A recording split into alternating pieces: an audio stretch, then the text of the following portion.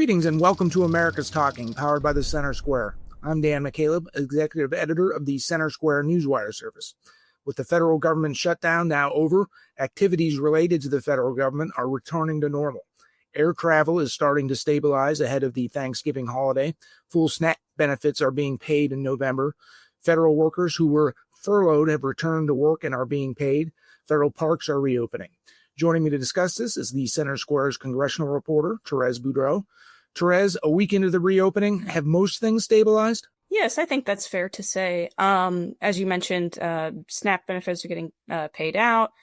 People who are waiting on federal loans, farmers or people with small businesses, they're receiving those now.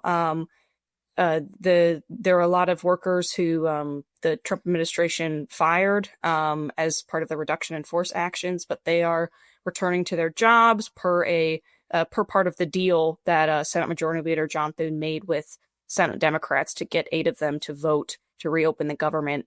And flight travel, I mean, there's still some delays, and some of those are also due to bad weather and things like that. Yeah, I flew to Washington, D.C. on Wednesday and back home on Thursday. I had no flight delays, but I did hear at the airport, Thursday, we're recording this on Friday, at the airport on Thursday, there were significant weather delays in Texas, places like Dallas. So hopefully any current delays are mostly tied to weather incidents and not to, air traffic controllers or airport security not showing up. Their parks, of course, are starting. Parks that were shuttered during the shutdown are reopening everywhere. And perhaps the most important thing is these federal workers who were furloughed, who are not getting paid, are returning to work, are getting paid. That had a significant impact on the economy, because when you're not getting paid, you don't have any buying power, right? You can't shop, go out to eat. You got to save what money you do have for the essentials, food and utility costs, and things like that. So hopefully the economy starts rolling again. Let's talk, Therese, a little bit about what the shutdown was about. And Democrats were holding out over expiring healthcare subsidies under Obamacare. Now it looks like that discussion is moving.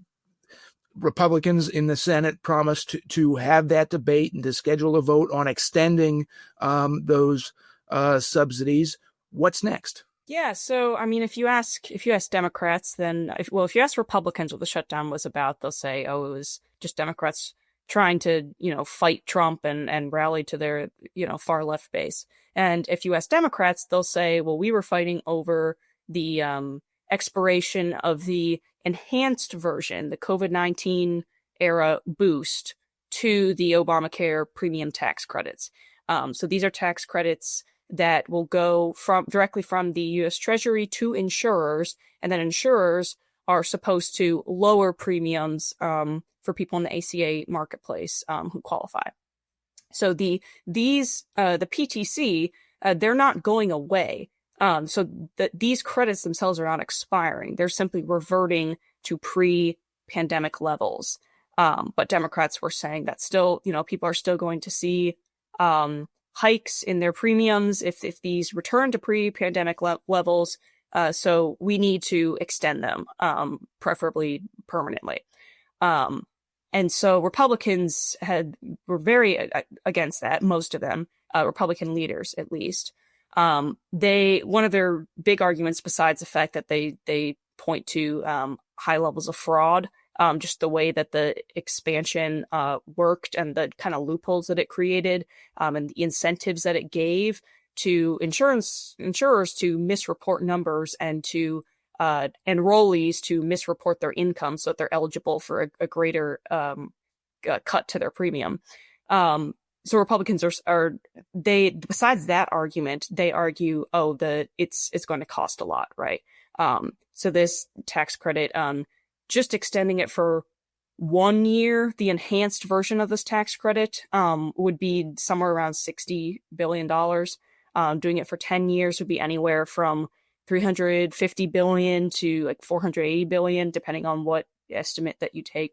What is interesting about that, though, is that Republicans according to the logic that they used with the One Big Beautiful Bill, where they permanently extended the 2017 Tax Cuts and Jobs tax credits, or the majority of them, they permanently extended them.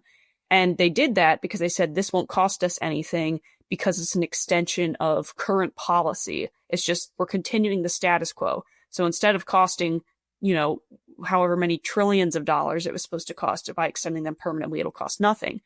But they're not using that logic anymore when it comes to these subsidies that are expiring, these tax credits that are expiring, even though it's the same kind of thing. They would just be extending current policy. So that's an interesting side debate that not a lot of people are having, but that's interesting to look at. But the point is that that shutdown, again, as we know, lasted 43 days, longest in government history. And what sealed the deal to get the government open is Senate Majority Leader John Thune. His final offer, which really Democrats didn't really get that much in it. Again, no one really wins during a shutdown, is the lesson we can all learn here. But his offer was, we will reverse Trump's reduction in forces that he made during the shutdown. So again, those wouldn't have happened if there hadn't been a shutdown. So this isn't exactly a win per se for Democrats, just as it is. But he said, we'll reverse those, and we will have a vote on whether to extend the expiring subsidies, the enhanced premium tax credits. So I thought it's going to happen sometime around mid-December.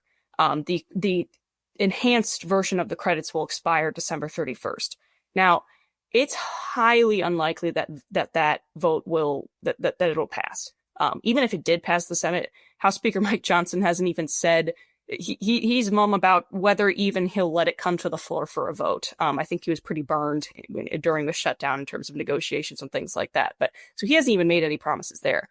What we have been seeing is talks among Republicans about what are some alternatives to extending this enhancement. And a lot of them are talking about things like health savings accounts, where they're saying instead of giving this tax credit to insurers who are legally able to pocket essentially 20% of it, and what if we just gave this money directly to patients that they could put in some kind of health savings account? So depending on what that would look like, it could be something either where they have this money that they can spend on, basically any medical procedure, dentist, physician, mental health, whatever, or something to where, again, depending on how it's structured, they could apply it to the premiums of the plan of their choice, so it's not just, oh, well, you will have this premium if you choose this plan. It's, oh, I can choose whatever plan I want. And then this in my health savings account, I have this money that I can apply to that premium.